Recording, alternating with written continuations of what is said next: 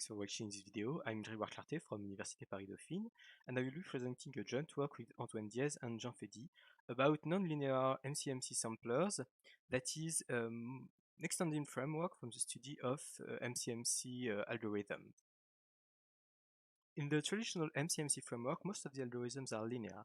That is, the next state of the chain only depends on the current state of the chain, the most famous example being Metropolis Hastings. And under the traditional assumption, we have convergence of the chain to pi, that is merely ergodic properties of the chain.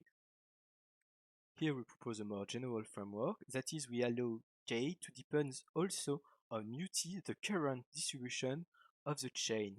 That is the law of xt. So the law of the next state depends on the law of the previous state. Here we furthermore reduce ourselves to the study of some particular kernels, that is a kernel of the following form. You can see maybe that it looks a lot like kernels of Metropolis Hastings algorithm, with the difference that the proposal distribution depends on μt. So we have to think about theta mu as k convoluted with mu. So we'll be presenting both theoretical and practical results. On the theoretical side, we will show that the method we use and the numerical method we use are valid, and we'll show some example on the numerical side, that is practical choices of theta and illustrations. The first point, to show that pi is the limiting distribution of the theoretical nonlinear kernel, it's not a point because it's really simple in fact, so I will not talk about it. The general form of the algorithm we propose, that we call CMC for Collective Monte Carlo, can be written as follows. We start with an initial population of particles, a time t, that is the number of steps we want to do, and theta, a proposal distribution, and then for each time and for each particle, we draw a proposal from theta mu at nt, where mu at nt is the empirical distribution of the population of particles at time t. That is, does not depend on the current distribution, but on the approximation of the current distribution that is given by the empirical distribution. This proposal goes through an acceptance step, depending on the acceptance ratio as in traditional Metropolis Hastings algorithms. Notice that here, as we have a population of particles that evolve through time, the estimator we propose will be a sum over all time and all the particles. The algorithm we propose is not nonlinear. What we want to show is that as the number of particles grows, we have a good approximation of the nonlinear process, and that's the object of the first theorem, infield limit. We show that for any time t, when the number of particles grows, the empirical distribution mu hat n t tends to mu t, where the mu t's are the iterate of the nonlinear kernel we defined on the first slides. As a corollary of the previous theorem, we have this result, propagation of chaos, that shows more or less that as the number of particles grows, all the particles became independent.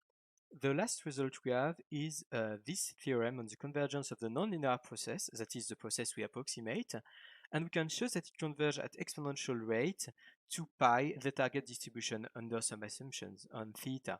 And we can even quantify the convergence speed. Now for some practical statements. The critical choice in CMC is theta, the proposal distribution. One of the first proposal distribution we thought about is a convolution kernel.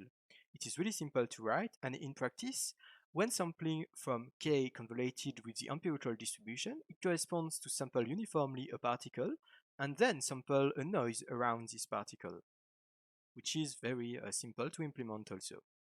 Okay, so having a convolution is a good idea, but can we do better? For example, we know that if we convolve a distribution with a kernel that is too large or too thin, we won't have a good approximation of the distribution. What we would like to have is k convoluted with mu equals mu. Okay, but this is not possible. So what we can do at first is increasing the number of possible kernels and allow to choose between these kernels. That is, adding weight to each of these kernels. So that's what we call mixture of kernel. Our proposal distribution is a mixture of some kernel convoluted with mu. The idea is originated from an article by Duke about PMC where they have a mixture of kernel. They call their method d-kernel because they have d-kernel in their mixture, but we prefer to keep it simple, so we just call it mixture of kernel. In practice, it means that at each step we'll be computing the weight according to some optimization criterion, and then when sampling some noise, we'll be sampling from the noise of the kernel according to the previous weights. As in traditional metroprocessing algorithm, if we have a proposal that is really close to the target pi, we have one. So what we can do is trying to find some new mu so that k convoluted with new mu is really close to pi. So here, when I say close, it's close in the sense of the Kullback-Leibler divergence. So to do that, what we can do is use, for example, a Richardson-Lucy algorithm that allows to put weights on the empirical measure so that it's as close as possible to pi. So we can implement this. It's a little bit heavier because we have an iterative procedure with S step at each time, but it can bring a very nice improvement as we'll show later. Here we showed some examples of proposition, but we have to keep in mind that we are really free to choose whatever we want, so that it's more of a general framework that we are proposing here. Now we'll speak a little more about computational complexity. If we go back to the main form of the algorithm, we'll see that at each time we have to compute this acceptance ratio, which depends on the position of all the particles. So for each particle, we have to compute, in fact, a sum over all the particles. And that's problematic because it leads to a complexity of order n squared multiplied by t, which is more than what we would expect. This can be considered a major defect, but in fact we are not doomed. There exists some solution. The first one being just clever implementation of the algorithm. Another one can be, for example, subsampling as proposed in De Lyon-Portier. And more interestingly, we can use GPUs because GPUs are cheap, GPUs are in, and GPUs are really what we want to hear about these days. And we are just on time for commercial break. I didn't say to you, but it's sponsorized. So may I present you the Cheops library? And we found indeed a solution on GPU. It's called Cheops. It has been developed by Charlie Efedi and Lones and is all about computing kernel dot products, for example, interaction within a population of particles on GPU so that it's really fast.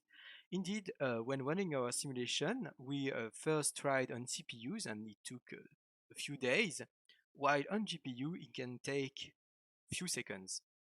Now that our implementation is fast and efficient, we can compare it with other methods. For example, the safe adaptive importer sampling, which leads what's one of the most amazing results in the field of particular methods. Notice that our method does not rely on important sampling. There is absolutely no weight computed for the particles, which is fairly different from most of the other particular methods. At the first iteration, all the particles are in one small square here. As a first step, the particles have moved a little bit, so there are several kernels to be chosen in the mixture of kernels inside Mocha. Some of the particles have chosen the smallest kernel, so they have moved a little. Some particles have chosen a medium kernel, so they've moved a little more. And some particles have chosen the biggest kernel and went really far away. But by doing so, they found one of the modes. So that at the next step, all the particles take the biggest kernel because it was the most efficient. Within a few iterations, the particles have spread all around R2. So that in the next iteration, it can concentrate on the true distribution pi. That is, you can see here at iteration 10 that there are a few particles here, and at iteration 20, the weight of each mode is accurately reconstructed. We can check some monitoring parameters such that the acceptance rate, which remain quite high, the kernel weight, which lead to a non-trivial mixture of the kernel, which is a good point for our method because it means that choosing one kernel is not obviously the optimal choice. And then we can also have an estimation of the normalizing constant as a byproduct, in fact, of the acceptance ratio. And you can see here that it's really close to 1. Our distribution was normalized because it was a mixture of kernels, so it's quite a good point.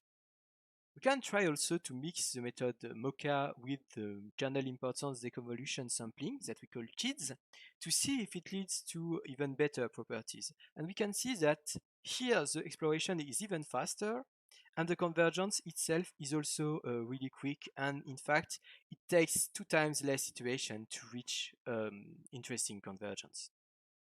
The safe adaptive importance sampling method seems to be quite efficient here because in only 5 iterations we reach a state that is similar to the previous one in 10 or 20 iteration. To check that a little more precisely, we can check the energy distance. So here you have the energy distance on a linear and a log scale, and we can see that Mocha Kids CMC seems to be a little faster than safe adaptive importance sampling. So I'm sorry, NPIS was the former name of safe adaptive importance sampling. And we can also see that Mocha CMC does not seem to reach a distance as small as Mocha Kid CMC. So that may have several explanations. For example, the number of particles that is not large enough. On a highly multimodal distribution, there can be some troubles.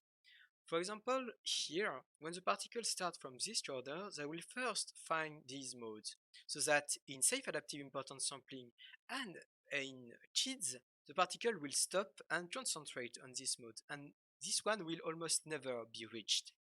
That's why it behaves so badly on this example for safe adaptive importance sampling and Mocha KIDS CMC. But for Mocha CMC, because of the huge step of exploration at the beginning, we reach this mode and we reach a very satisfying distance. We can also use CMC in the context of optimization, more precisely when conjugated with simulated annealing. So we have a potential V that we want to minimize. We associate it with the cooling scheme for T. We can see that the target we chose is really complex with a unique minima here. Within a few hundreds of iterations, the particles have found the minima, and the root mean square error of this estimation is quite low, so that all the particles are concentrated on the minima.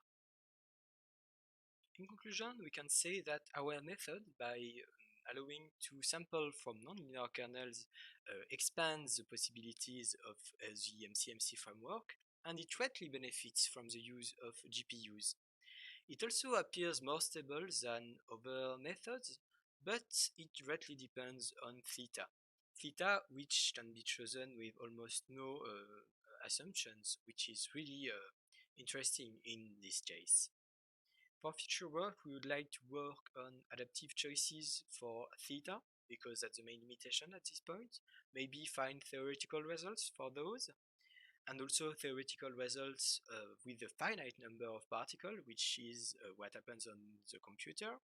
We would also like to work on Markovian and non-Markovian methods to see which one is the most efficient in our cases. I will try to make available the links to the references in description and also the link to our main article. And thanks all for watching this video.